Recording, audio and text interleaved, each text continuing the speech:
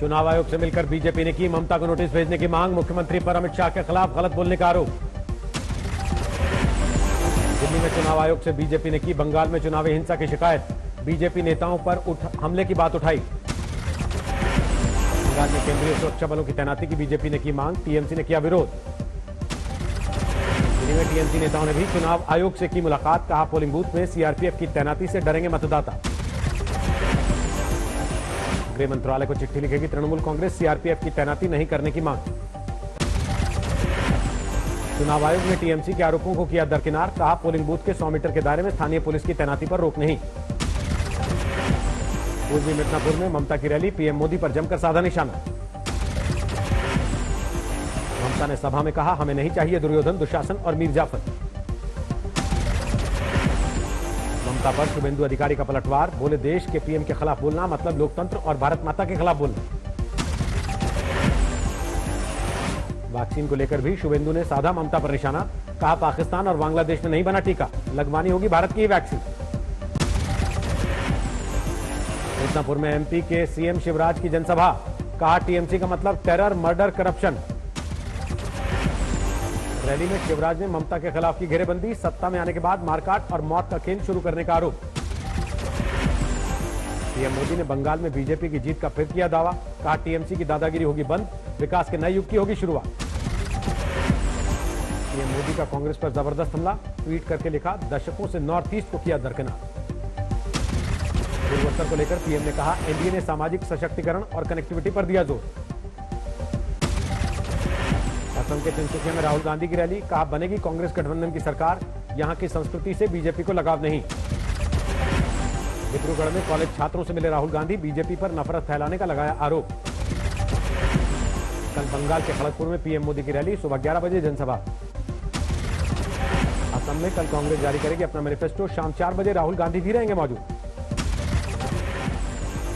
शनिवार को असम में राहुल गांधी की 2 रैलियां। बिस्वनाथ और जोरहाट में चुनावी सभा।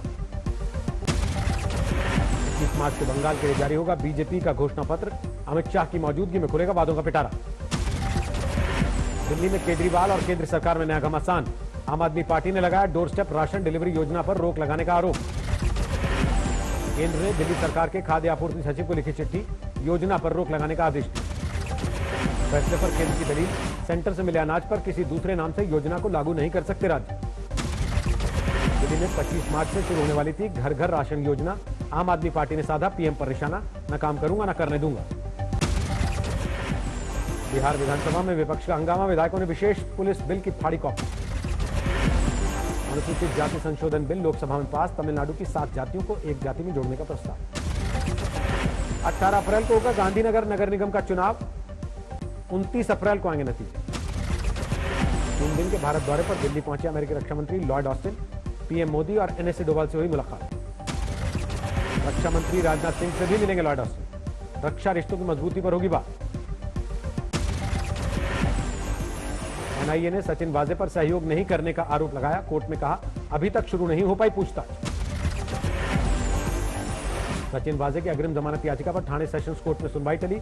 अब 30 मार्च को अगली सुनवाई। मनसुख मौत मामले की जांच कर सकती है एनआईए। सूत्रों के मुताबिक विस्फोटकों से जुड़ी है हत्या की साजिश। सचिन वाजे से जब्त कारों की फॉरेंसिक जांच शुरू। पुणे से सीएफएसएल की टीम कर रही है छानबीन। मुंबई के नए पुलिस कमिश्नर हेमंत नगराले से मिली एनआईए की टीम। सूत्रों के मुताबिक सचिन वाजे के खिलाफ नए सबूतों पर मांगी मदद।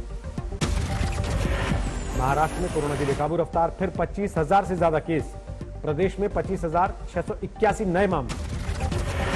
कोरोना की वजह से महाराष्ट्र में बीते 24 घंटे में 70 लोगों की मौत हुई। कल आया था 58 मौत का आंकड़ा। मुंबई में कोरोना के 3,000 से ज्यादा नए केस। कोरोना संक्रमण से 10 लोगों की जान गई। पुणे में भी तेजी से बढ़ रहे कोरोना के मामले। 24 घंटे में आए कई नए केस। महाराष्ट्र के मुख्यमंत्री उद्धव ठाकरे ने लॉकडाउन को बताया विकल्प, लेकिन लोगों से सहयोग की अपील की। खतरे को बताया गंभीर। कोरोना के बढ़ते केस को देखते हुए नागपुर में ड्रोन के जरिए रखी जा रही निगरानी। महाराष्ट्र में बारामती में कोरोना पर काबू पाने के लिए प्रशासन अलर्ट। 1.25 लाख लोगों का कोरोना टेस्ट किया जाएगा। कोरोना के खतरे को देखते हुए पंजाब के सीएम अमरिंदर सिंह ने बुलाई मीटिंग। पंजाब में फिलहाल नहीं लगेगा लॉकडाउन। अमृतसर में कोरोना पर काबू पाने के लिए प्रशासन की बड़ी पहल, बिना मास्क के बाहर निकल रहे लोगों का कोरोना टेस्ट। कोरोना के बढ़ते केस के बीच लखनऊ में लापरवाही, बस में बिना मास्क के यात्रा करते दिखे यात्री। कानपुर में रस्सी से बांधकर युवक की बेरहमी से पिटाई, वीडियो वायरल होने के बाद एक आरोपी गिरफ्तार, पीड़ित की शिकायत पर एफआईआर। दरभंगा के सरकारी स्कूल में करंट लगने से छात्रा की मौत, कई अन्य छात्र झुलसे, गुस्साए गांव वालों ने प्रदर्शन किया। पीलीभीत में बीजेपी नेता सर्वजीत सिंह की हर्ष फायरिंग का वीडियो वायरल, डीजे पर नाचते हुए चलाई गोलियां, एफआईआर दर्ज। बड़वानी में नगरपालिका कर्मचारी पर ईंट से हमला, मास्क पहनने की हिदायत देने पर भड़का गुस्सा, आरोपी गिरफ्तार। आसनसोल में कारोबारी से लूटपाट करने वाले 7 बदमाश गिरफ्तार, लूटा गया 5 लाख रुपया भी बरामद। लखनऊ में धर्म परिवर्तन से इनकार करने पर पति ने महिला और बच्चों को घर में बंद करके लगाई आग, बाल बाल बची जान, आरोपी के खिलाफ केस दर्ज। पंजाब के मोगा में 2 सगी बहनों को गोली मारने वाला आरोपी गिरफ्तार, हत्या में इस्तेमाल हथियार भी मिला। एमपी के छिंदवाड़ा में युवक ने की अस्पताल की 5वीं मंजिल से कूदकर खुदकुशी की कोशिश, अस्पताल कर्मचारियों ने बचाई जान। मध्य प्रदेश के बड़वानी में सैनिटाइजर की बोतल में ब्लास्ट से दुकान में मचा हड़कंप। आगरा में पति ने गला दबाकर की पत्नी की हत्या, मामूली बहस के बाद किया पत्नी का कत्ल। एमपी के विदिशा में दबंगों ने दलितों को दौड़ा दबाकर पीटा, वीडियो वायरल होने के बाद आरोपी गिरफ्तार। कानपुर में नौकरी के लिए आई लड़की को सरकारी बाबू ने भेजे अश्लील मैसेज, लड़की ने दर्ज कराई शिकायत।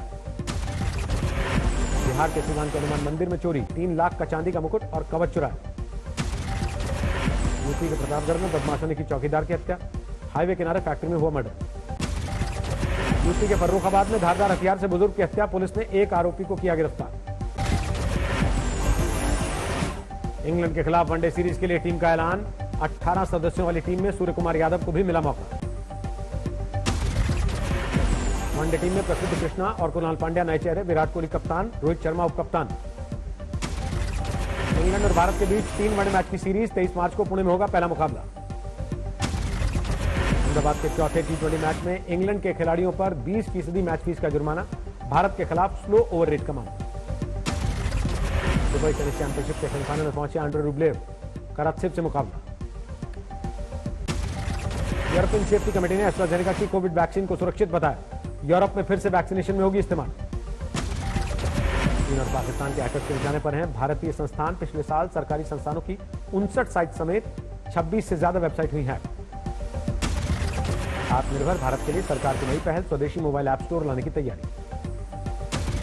मौजूदा हेल्थ इंश्योरेंस पॉलिसी का प्रीमियम नहीं बढ़ा सकेगी बीमा कंपनियां, इरडाई ने जारी किए निर्देश। वर्क फ्रॉम होम की जगह कर्मचारियों को दफ्तर बुलाना चाहती हैं कंपनियां, सर्वे के मुताबिक कुछ कंपनियां दोनों विकल्पों के लिए तैयार।